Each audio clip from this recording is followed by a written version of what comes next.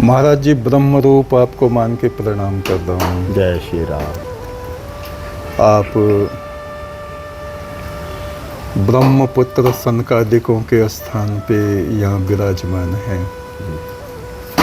उनके विषय में मैं जानना चाहूँगा जी। जैसे वो ब्रह्मा जी के पुत्र थे चारों, और हम सुनते हैं कि प्रजापति दक्ष ने, दक्ष भी उन्हीं के पुत्र थे ब्रह्मा जी के।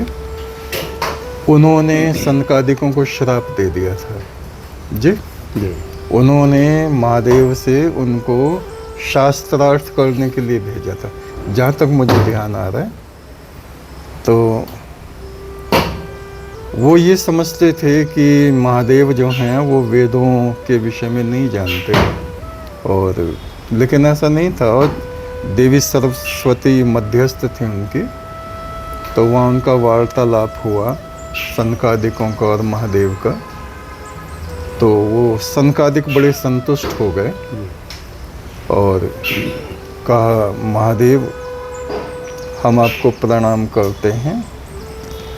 और उनका ये था कि अथर्ववेद, चौथा वेद जो है वो ब्रह्मा का नहीं है, किसी और का, ऐसा सनकादिकों के मन में था। तो महादेव ने कहा कि नहीं, वो ब्रह्मा जी का ही है, और आप चाहे ब्रह्मा जी से पूछ लो। तो ब्रह्मा जी वहाँ आ गए, तो उन्होंने उसकी पुष्टि कर दी कि आप महादेव से बहस मत करो, तकरार मत करो, और ये ब्रह्म स्वरूप हैं, सब कुछ जानने वाले। तो वहाँ से वो गए, जब लौट के दक्ष के पास में, तो दक्ष बोले, कर्याय पराजित महादेव को। बोले, उनको पराजित करने की क्या, हम सोच भी नहीं सकते, वो तो सर्वज्ञ हैं, ब्रह्म स्वरूप हैं। तो ये सुन के उनको क्रोध आ गया प्रजापति को, और उन्होंने, तुम बाल बुद्धि हो, जाओ ऐसे ही रहोगे तुम, श्राप दे दिया कि तुम बच्चे जैसे रहोगे, कभी तुम में बड़ी अवस्था तुम्हारी नहीं होगी। तो उन्होंने स्वीकार कर लिया, और वो बच्चे, ऐसा कहते हैं कि वो बालक स्वरूप हो गए, और कहा कि प्रजापति, ये तो आपने बड़ी कृपा की हम पे, जगह जगह ऋषि मुनियों के शरण में हम जाएंगे, ज्ञान अर्जित करेंगे, और ये तो बड़ा उपकार हुआ है। तो भगवान, हम ऐसा सुनते हैं कि उन्होंने उधर बद्रीनाथ में तप किया सनकादिकों ने, और सबसे पहले यहाँ गंगा तट पे आकर के अपना प्रथम जो भागवत का प्रकाश था वो किया जी। तो इस बारे में आप बताएं कि यहाँ नारद जी ने प्रश्न उनसे पूछे थे, किसने पूछे थे? जी। कैसे हुआ था, उस पे थोड़ा सा प्रकाश आप डालें जी। और महाराज जी, दो कथाएं हैं जी, पौराणिक हैं जी जी। एक पद्म पुराण में है जी, एक श्रीमद् भागवत में कथा है जी। पद्म पुराण में आया है कि देवर्षि नारद ये ब्रह्मा जी के पुत्र हैं जी, और वो भ्रमण करते रहते हैं, भक्ति का, ज्ञान का जी प्रकाश देते हैं सबको। तो जब वृंदावन पहुँचे जी, वहाँ उन्होंने देखा कि एक महिला और दो पुरुष, वृंदावन में उन्होंने दर्शन किया, पूछा, वो दो पुरुष जो थे वो मूर्छित अवस्था में थे जी। और उस महिला से पूछा, भाई ये कौन है, आप कौन हो, ये दोनों पुरुष कौन हैं, ये तो आपके क्या लगते हैं? तो उस महिला ने कहा, महाराज जी, मेरा नाम भक्ति है, ये दोनों जो पुरुष हैं मेरे दोनों पुत्र हैं, ये ज्ञान और वैराग्य, ज्ञान और वैराग्य जी। नारद जी को और आश्चर्य हुआ, माँ यौन अवस्था को है और बालक तो बड़े वृद्ध हो गए जी। तो ऐसा क्यों हुआ? कहा, हमारा कली का प्रभाव है, और कलयुग प्रारंभ हो गया है। मेरा जन्म तो उधर दक्षिण में हुआ, द्रविड़ देश में हुआ, फिर मैं भक्ति का उदय वहाँ से हुआ जी। फिर मैं वहाँ से बड़ी कर्नाटक आए, वहाँ से मेरा यौन अवस्था आया, फिर महाराष्ट्र में मेरे को बड़ा सम्मान मिला, वहाँ बड़ी भक्ति है जी। फिर गुजरात में आकर के मेरे को ये बुढ़ापा ने घेर लिया।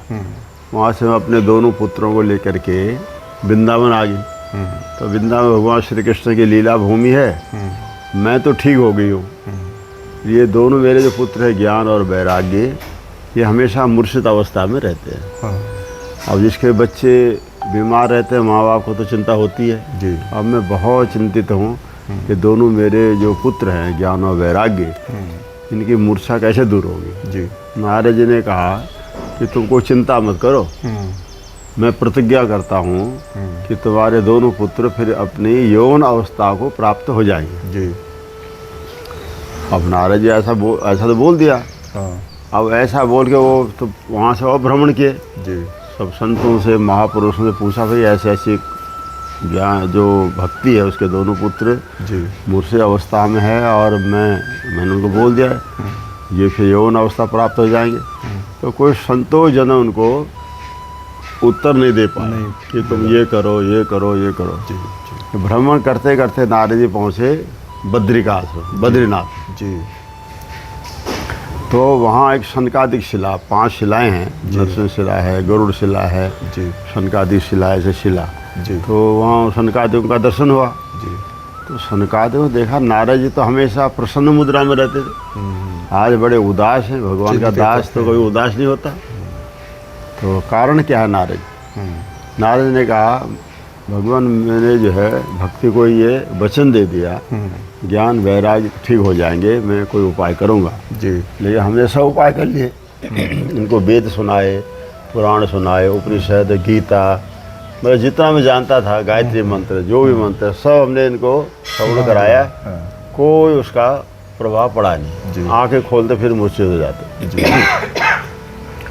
तो शनकादिकों ने कहा जी। तो चारों पुत्र से भाई हो, ये शनकादिक अलग अलग कथाएं पुराणों में, और उसमें आए ये ब्रह्मा जी के पुत्र हैं, मानस पुत्र हैं। तो भागवत में कथा आई इनकी। जी। तो ब्रह्मा जी ने इनसे कहा जो सबसे बड़े पुत्र हैं, ज्येष्ठ, कहा भाई तुम सृष्टि करो। और आगे शनकादिकों ने कहा महाराज हम इस चक्कर में नहीं पड़ेंगे, हम तो अपना ध्यान करेंगे, भगवान का भजन करेंगे। हरि शरणम। हाँ, हरि शरणम। हरि शरणम। और जी। हम ये सृष्टि के चक्कर हम पड़ेंगे जी। चारों ये भागवत जो हैं यही जपते रहते हाँ हैं। जी, हरि शरणम। हरि शरणम। बस अब ये ब्रह्मा जी बहुत समझाया, कई देर तक समझाया, वो माने नहीं। कहा सब आपके आज्ञा शिरोधारी है, पर हम सृष्टि के चक्कर में पड़ेंगे नहीं। तो ब्रह्मा जी ने उनको श्राप दे दिया। अच्छा। इतने तो हमारे पुत्र हो और हमारी आज्ञा पालन नहीं कर मान रहे, तो तुम हमेशा 5 साल के ही रहोगे, बच्चे ही रहोगे। बच्चे से रहोगे। बस। तो शनकादिक ने उनको प्रणाम किया जी। ये आपने हमको श्राप दिया कि आशीर्वाद दे दिया। आशीर्वाद मिल गया, ये तो वरदान मिल गया। 5 साल से बच्चे को तो माया व्याप्ति नहीं, काम क्रोध व्याप्ति ही नहीं, कुछ भी नहीं उसके अंदर। तो ये ब्रह्म रूप ही रहेगा। ब्रह्म रूप में रहते हैं। तो बाद में ब्रह्मा जी को भी बहुत पश्चाताप हुआ, ऐसा हमको नहीं बोलना चाहिए। लेकिन जो होता है जगत कल्याण के लिए। जगत कल्याण के लिए। जी। अब ये देखा तो बालक बहुत कालीना, मतलब देखने में तो बालक है, बड़े ज्ञानी हैं जी। और बड़े उनको ज्ञान है हर चीज़ का।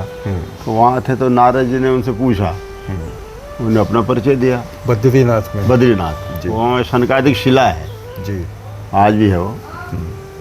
तो शनकादिकों ने कहा नारद जी, बाकी शिलाएं तो महाराज जी अलकनंदा के बीच में। हाँ वहीं पर, अब वो भी वो पास में, उन्हीं के बीच उन्हीं में। अच्छा। उन्हीं में। अच्छा।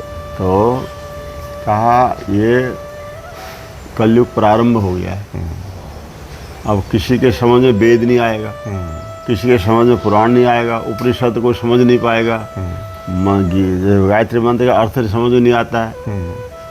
तो जब कोई चीज़ किसी की समझ में आएगी ही नहीं, उसको न तो ज्ञान होगा न वैराग्य होगा और न ग्रहण करेगा। हाँ, न ग्रहण कर, उस बात समझ में आना चाहिए ना। अब कोई किसी को हिंदी आती है, वो संस्कृत में बोल रहा है, हाँ, तो वो उसे समझ पड़ेगा नहीं, उसको उसी भाषा में समझाना पड़ेगा। जी जी। तो हमारा में क्या करो, आप ऐसा करो, सबसे सरल भाषा है, वेद पुराण शास्त्र उपनिषद का पूरा जो सार है वो है श्रीमद् भागवत महापुराण में जी। ये आप सप्ताह ज्ञान यज्ञ करो, 7 दिन में हो जाएगा, और ज़्यादा लंबा समय भी नहीं किसी के पास में। इसका आयोजन करो, मंत्रों के द्वारा सबको आह्वान से बुलाओ, देवगणों को। देवताओं को, ऋषियों को, मुनियों को, पब्लिक को, जो भी है सब कल्याण हो सबका। जी जी। और लक्ष्य करो भक्ति का, ज्ञान वैराग। तो कहा हमारा ठीक है, बद्रीनाथ में आयोजन रख देते हैं। तो नारद ने कहा बद्रीनाथ में मत रखो, यहाँ सब नहीं आ पाएंगे, ठंडी बहुत है। हाँ, और रास्ता बड़ा दुर्गम रास्ता है। दुर्गम है जी। और फिर महाराज वहाँ रख देते हैं रामेश्वरम में। अच्छा। कहा वहाँ गर्मी बहुत है, ऐसा रखो मध्य में रखो, तपोवन में आप रखो। ये तपोवन तो गंगा द्वार समीपेतु तटवानंद नाम का, ये आनंद घाट है जी। तपोवन है, ऐसे सब यहाँ का वर्ण किया। जी जी, इस स्थान का। इस स्थान का जी। तो पहले पूर्व में भगवान राम ने भी वहाँ तप किया। ऐसे वृक्ष हैं, हिरण है, मृग है, सब कोई विरोध नहीं है, कोई आवाज़ नहीं, गंगा जी कोई आवाज़ नहीं, गंगा जी भी शांत है। हाँ। कहा ठीक है महाराज, तो मैं बनूंगा जजमान। नारद जी ने कहा अच्छा। हाँ, आप वक्ता, श्रोता मैं, और वक्ता आप, और ज्ञान वैराग के निमित्त रखते का था। ज्ञान वैराग, सबको ज्ञान हो जाए, वैराग हो जाए, भक्ति मिले। बिल्कुल बिल्कुल। तो यहाँ फिर वो विधि बनाया, जो आजकल भागवत कथा होती है, सप्ताह कथा, विधि यही बनी हो। अच्छा। सर्वतोभद्र है, पितृ कलश है, रुद्र कलश है, ब्रह्म कलश है। और यहीं से वो 7 दिन में एक पंडित जी, विद्वान आचार्य, 7 दिन में वो अलग अलग पाठ करेगा। तो महाराज जी आप भी कथा करते हैं? हम भी कथा करते थे। हाँ, तो अब भी करते हैं? अब तो नहीं करते हैं। अच्छा। पहले बहुत कथा किया। अच्छा। फिर यहाँ जब कथा प्रारंभ हुई, जी। आह्वान किया उनका, सर्वतोभद्र सब देवताओं को पधराया मंडप पर। तो ज्ञान और वैराग्य जी को साथ लेकर के भक्ति रानी नृत्य करते हुए आ रही थी। नारद ने बोला ये कौन है? कहा ये तो भक्ति है, ये ज्ञान है, ये वैराग है। कोई अपना खड़ताल बजा रहे हैं, कोई ये बजा रहे हैं, कोई वाद्य संगीत, कोई प्रहलाद जी हैं, ये हैं, सब यहाँ पर आए हो। यह प्रारंभ हुआ, कथा प्रारंभ हुई जी। फिर चौथे दिन भगवान श्री कृष्ण ने यहाँ दर्शन दिया उनको। अच्छा। कोई कथा के मध्य में। और सुखदेव जी भी यहाँ आया, ऐसा उसमें आया है पद्म पुराण। सुखदेव जी। जी। तो 7 दिन कथा हुई जी। तो उसका भी सारांश ये है, 2 अर्थ होते हैं जी। एक तो ये है ही है, एक अध्यात्म अर्थ भी होता है जी। ज्ञान और वैराग्य सबके अंदर है जी। पर सोए पड़े वो। अंदर है, ज्ञान भी है, वैराग्य है, सो रखे। और वो जागृत कैसे होंगे? वो ज्ञान की बात सुनेंगे, उनकी समझ में आएगा, वैराग्य की बात समझ आएगा, वे संसार में कुछ साथ नहीं जाना है, भगवान का भजन ही साथ जाएगा, परोपकारी साथ जाएगा। ऐसा उनको फ्री है। तब से ये कथाएं सप्ताह अभी जगह जगह कथाएं होती है। यहीं से प्रारंभ हुआ, यहाँ से जी। वो सनकादि गुफा भी यहाँ पर है जी जी। वहाँ तो वो उनका आवाज़ था। वैसे पेड़ के नीचे कथा होती थी। अच्छा। पेड़ वही है जी। अब ये थोड़ा हॉल बन गया, जहाँ ये हो गया। हाँ, ये जगह हुआ। इसको कितना समय हो गया होगा अंदाजन? ये उसमें भागवत में आया है जी, पद्म पुराण में, कलयुग के 260 वर्ष जब बीत गए कलयुग के जी। तो यहाँ कथा प्रारंभ है कार्तिक महीने के शुक्ल पक्ष के नवमी में। हाँ, अभी करीब 5000 वर्ष बीत चुके हैं। आज संध्या काल में अमावस्या आ जाएगी। हाँ, समझो ये जी। तो वो उसमें ऐसा है, बड़ा शुभ दिन है। हम लोग यहाँ पे हैं, आपके दर्शन हमने संभव हुए हैं प्रभु। हमको तो ऐसा लग रहा है जो सनकादि ऋषि आ गया। आपकी तो दृष्टि ब्रह्म दृष्टि है, तो आपको तो सब में वही दिखेगा। बहुत सुंदर, वही देखेगा प्रभु। तो ये कथाएं होती रहती महाराज। जी जी जी। अब ये 21 तारीख से भागवत कथा है जी। भागवत कथा भी है, उसमें श्री राम महायज्ञ है। अच्छा अच्छा। और 1 सप्ताह का होता है। 1 सप्ताह का।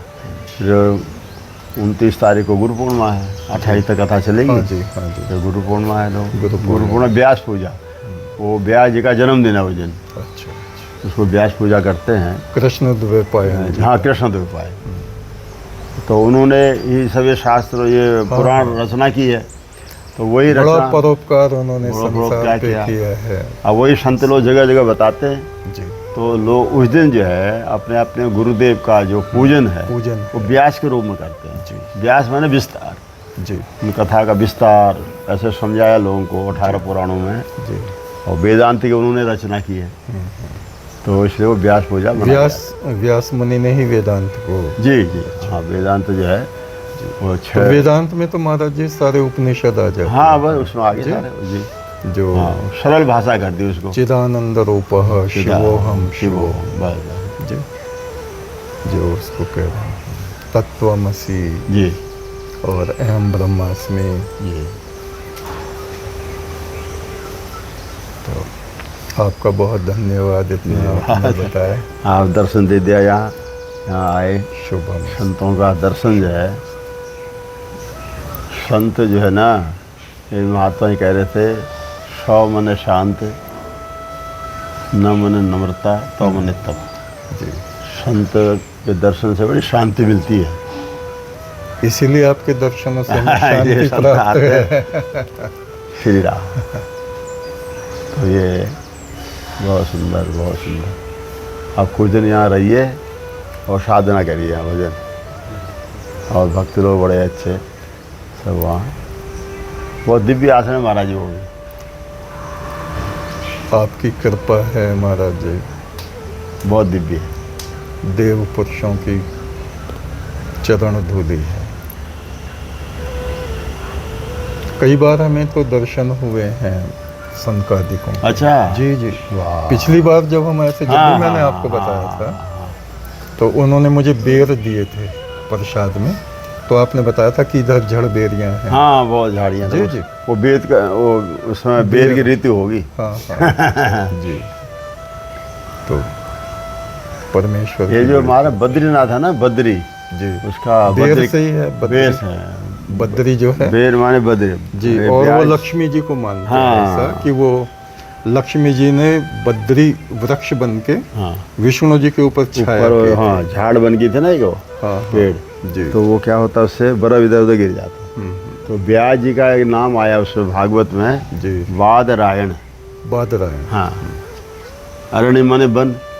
बेरों का बेर खा करके वो उन्हें वहाँ पे- शास्त्र पुराण लिखे हैं। बेर खा। वहाँ पे नर नारायण ने भी तो तप किया। जी जी। हाँ, वो तो है, ये नरनारायण पर्वती है वो। जी, नर नारायण ऋषियों ने भी जी वहाँ पे जी तप जी। किया। हाँ, और शेषनाग जी का भी वो कुंड बना जी, हुआ है, वहाँ जी। भी हम लोग गए। अच्छा। जी। हाँ। वहीं सरस्वती जी का दर्शन होता है। मार्कंडेय शिला भी है। वो पंचशिला महाराज वही। जी, गरुड़ एक साथ ही शिला है। भी है। हाँ, जी, नरसिंह शिला है। नरसिंह शिला। ये मार्कंड, ये है आपके सनकादि शिला है। जी, ये सब है, 5 है वहाँ। जी। अग्निशिला है। अग्निशिला। ऐसे 5 शिलाएं हैं। और ब्रह्म कपाल उधर ऊपर जाके है। हाँ, वो बगल में है जहाँ वो श्राद्ध करते पितरों का। जी, जी,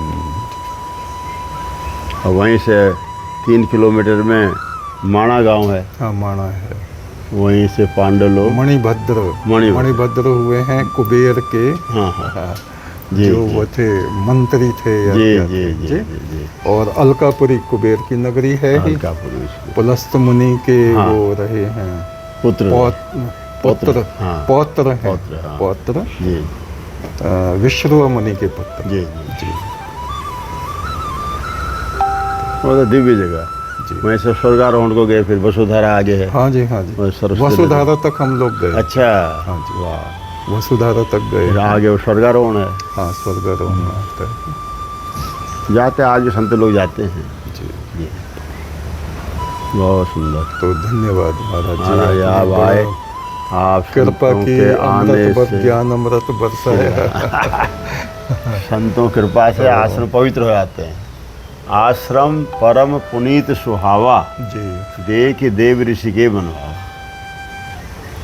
आश्रम का अर्थ बता रहे थे संत। आश्रम माने सबको आश्रय मिलता है, आश्रय। और आश्रम माने जो सब श्रम करते हैं। जी, सब श्रम करते हैं। कोई परिश्रम करता है, कोई भोजन बना रहा है, कोई खिला रहा है, कोई कुछ जी, कर रहा है, कोई पेड़ पौधे लगा रहा है। तो वो आश्रम हो गया। इसलिए बहुत ज़रूरी है। तो ये आज का हमारा वार्तालाप यहाँ ब्रह्मपुरी में सनकादिक ऋषि का जो ज्ञानपीठ कहेंगे इसको। जी जी जहाँ उन्होंने, जी महाराज जी, आप बता रहे थे सनकादिकों ने कौन से 4 नियम ले रखे हैं? हाँ, सनकादिक महाराज जी 4 भाई हैं। जी, वो कथा के बड़े प्रेमी हैं। जी, ज्ञान वैराग भक्ति बहुत प्रेमी हैं। जी, जी। एक भाई ब्याज गिद्दी पर विराजमान होते हैं, और और 3 नीचे भाई वो बैठे। कथा श्रवण करते हैं। फिर दूसरा भाई बैठता, फिर 3 भाई कथा सुनते हैं, फिर तीसरा, फिर चौथा। ऐसे उनका ये जी, नियम है। जी। और काकभूषण जी के बारे में आप बता रहे थे, काकभूषण जी उनके भी महाराज, 4 नियम हाँ, हैं। काकभूषण जी तो नीलगिरी पर्वत पर रहते हैं, वो बद्रीनाथ और आगे है, अभी विद्यमान है। विद्यमान भी है, अभी वो जीवित है, अच्छा, चिरंजीवी हैं। चिरंजीवी। जी। नीलगिरी पर्वत कौन सा है महाराज जी, जहाँ पे वो उसको बोलते हैं क्या था, मेरू पर्वत? मेरू पर्वत अलग है, उसी के आसपास ही है, मानसरोवर के आसपास है। मानसरोवर तो इधर आ गया ये ना, मानसरोवर कैलाश के जैसे बद्रीनाथ जाते हैं, जी, बद्रीनाथ से आगे नीलगिरी पर्वत नीलगिरी पड़ता है। पर्वत। जी, अच्छा अच्छा। वो जो है तो उनके 4 नियम क्या बता रहे थे? उन्होंने 4 नियम है। उनके गुरु जी थे लोमस ऋषि। जी। लोमस ऋषि, लोमस ऋषि तो उनको काकभूषण जी भगवान का दर्शन करना चाह रहे थे जी।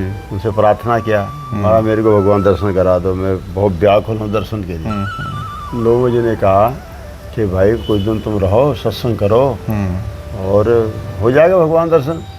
नहीं मेरे को आज ही दर्शन करना। अच्छा। मतलब उनकी बात को काटते चले गए।